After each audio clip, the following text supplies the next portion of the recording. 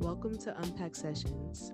This is a space for clarity, self-trust, and deeper conversations with yourself and the world.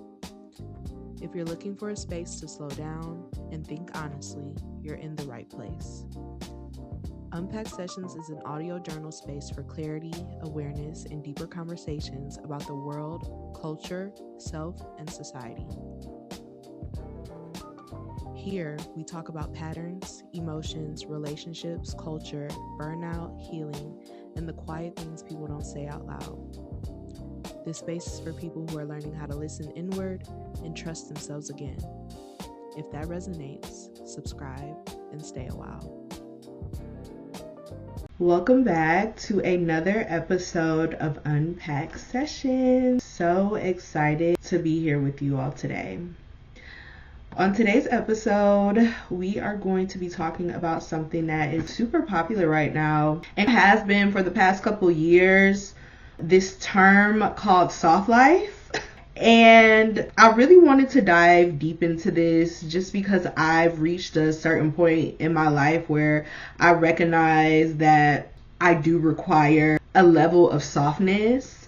And while it's popular and it depicts a certain thing, right? When we think about soft life, we think about luxury, we think about travel even, and a lot of times too, we think about somebody else being involved in us being able to curate that soft life. But I want to invite you all to reframe it and consider that while the aesthetics of it all matters, there is a deeper piece within soft life or having a soft life that we have to acknowledge.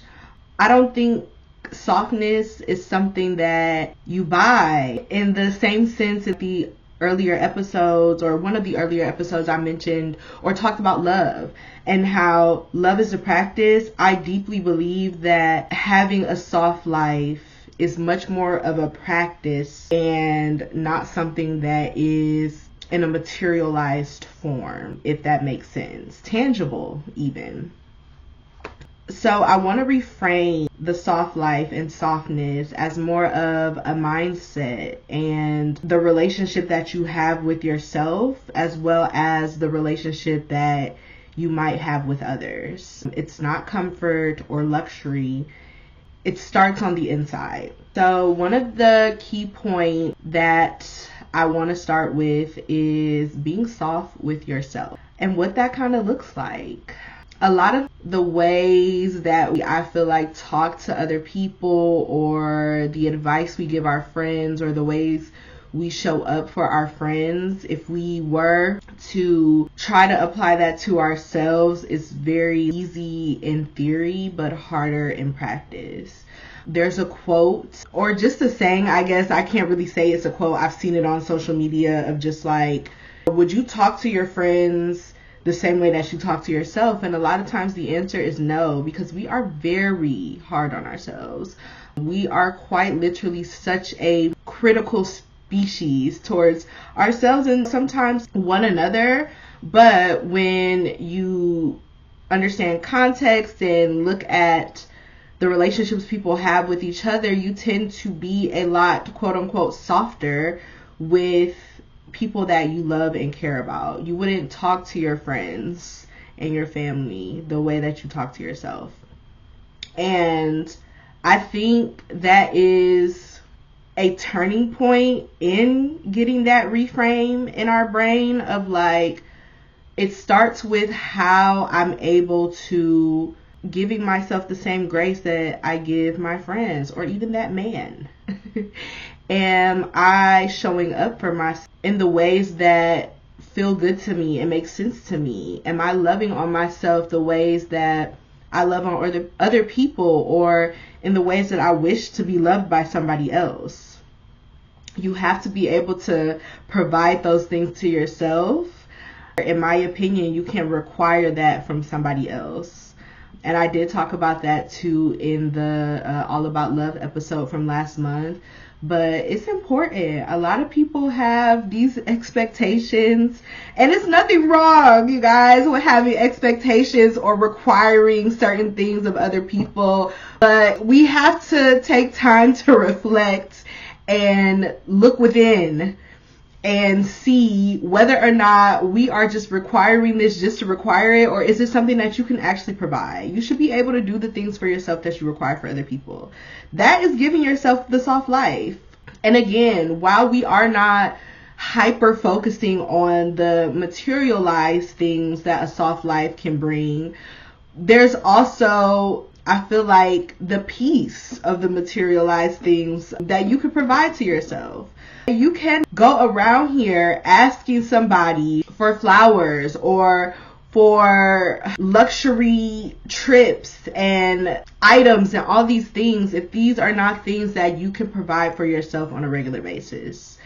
And money, right, is always a discussion of, do you have the funds to be able to do that? And if you don't, then you have to reevaluate what you are requiring. And as you continue to level up or continue to make those strides, you will then be able to start providing those things for yourself and then open it up to require that of other people.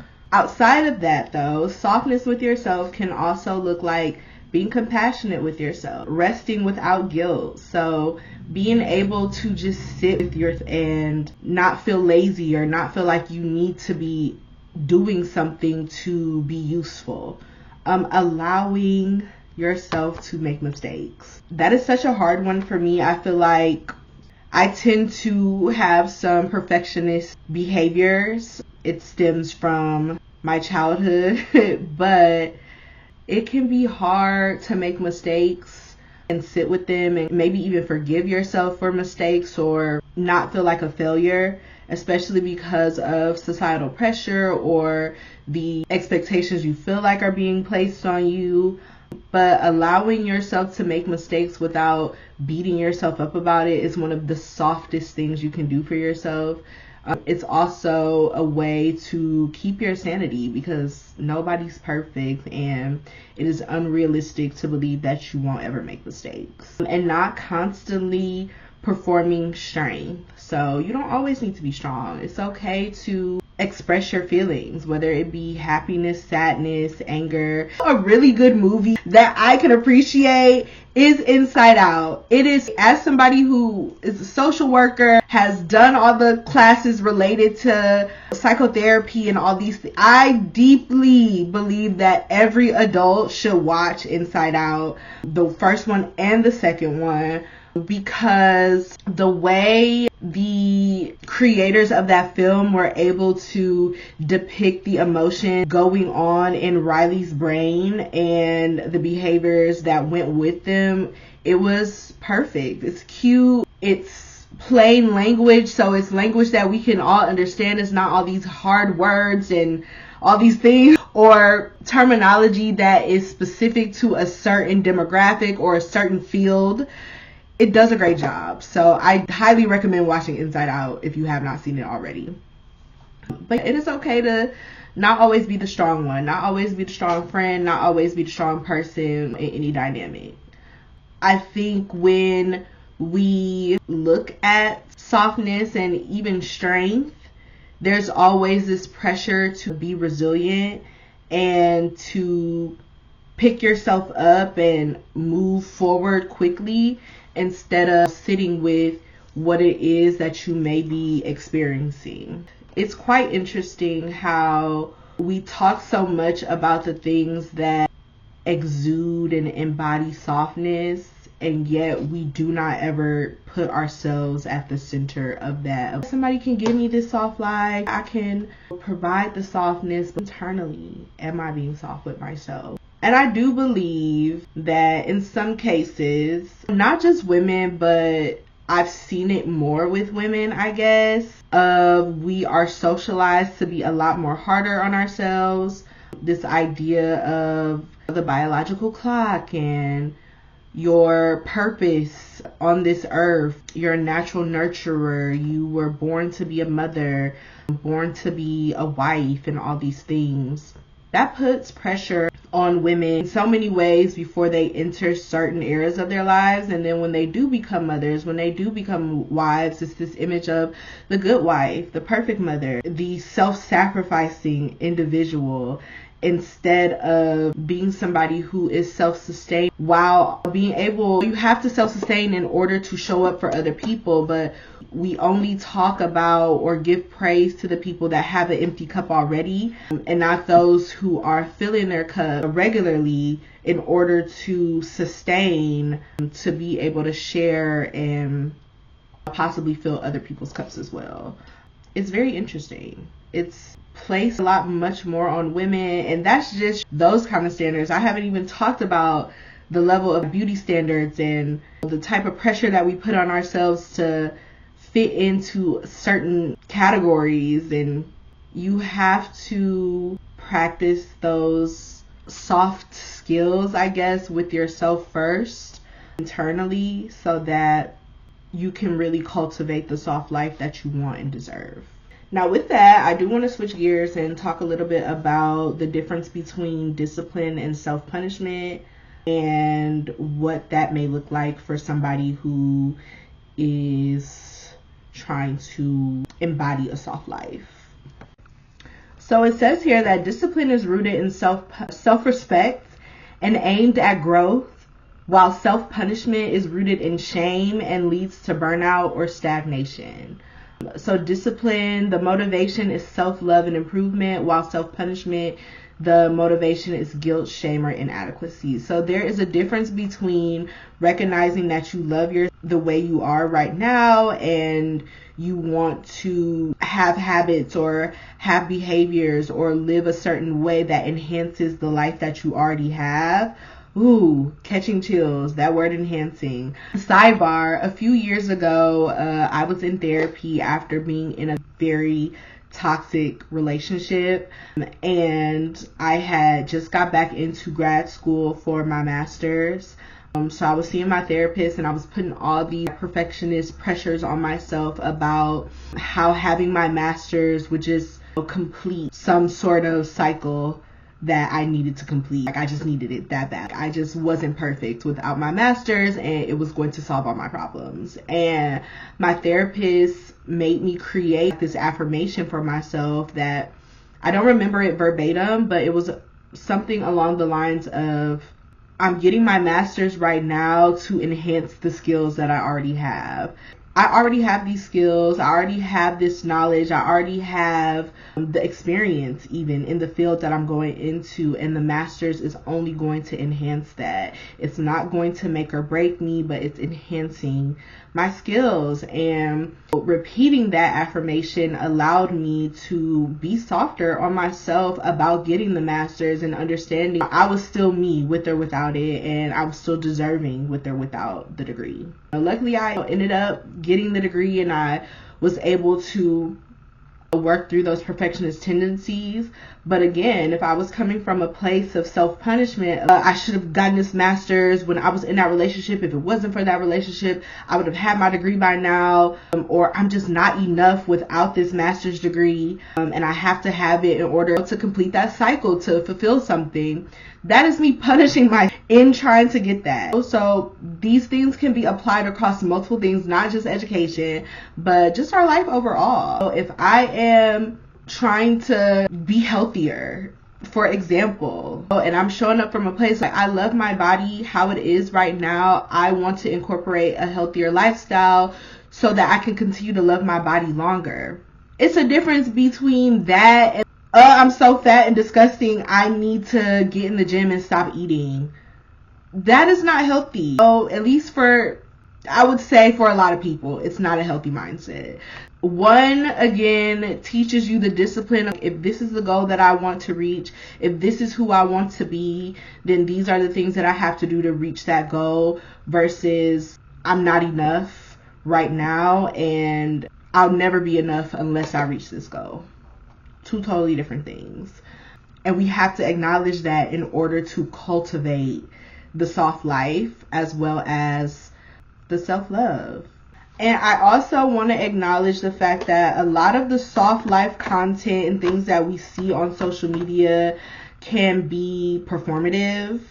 The things like aesthetic wellness, curated healing, and consumption disguised as care are all things that we tend to engage with on a regular basis. You need to have a 27-step skincare routine in order to be taking care of yourself. You need to be going on at least 2 10-day beachside retreats a year in order to be taking care of yourself. You need to be going to therapy multiple times a week, doing yoga. All these things are not self-care. They are, but they are not self-care in the way that you think.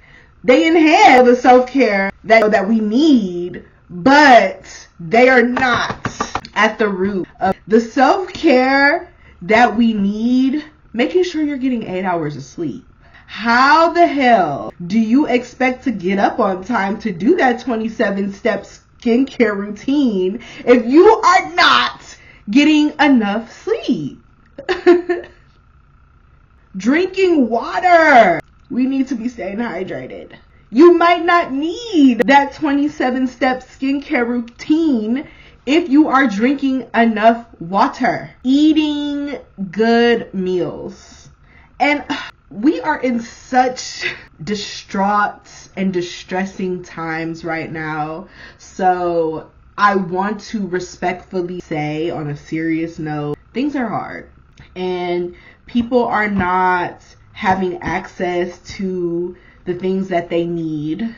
It's becoming hard for so many, including myself. So I don't want to just not put myself in this category, but I deeply understand that I do have privilege in some areas, so I am grateful. But I do also know that it's hard for a lot of people right now.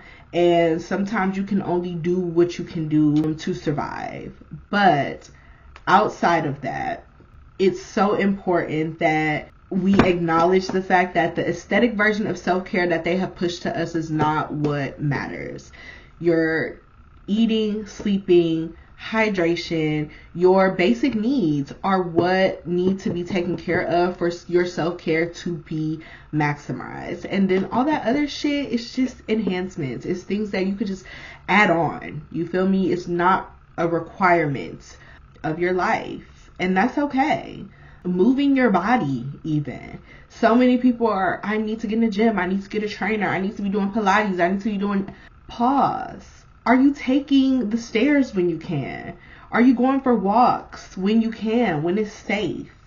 Are you moving your body, dancing in your house? Moving your body in any way is a form of self-care and a form of wellness. So I think we have dialed it up so much that we forgot that it has to start somewhere for us to be consistent and for us to actually make the lifestyle changes that we want, but to curate, again, the soft life that we desire. Switching gears, I think all of that kind of wraps into the last part that I wanted to discuss, which is being soft with others. The girlies, the guys, everybody just believes being soft with people is just being passive, being agreeable, being just this submissive, all of these words, all of these things.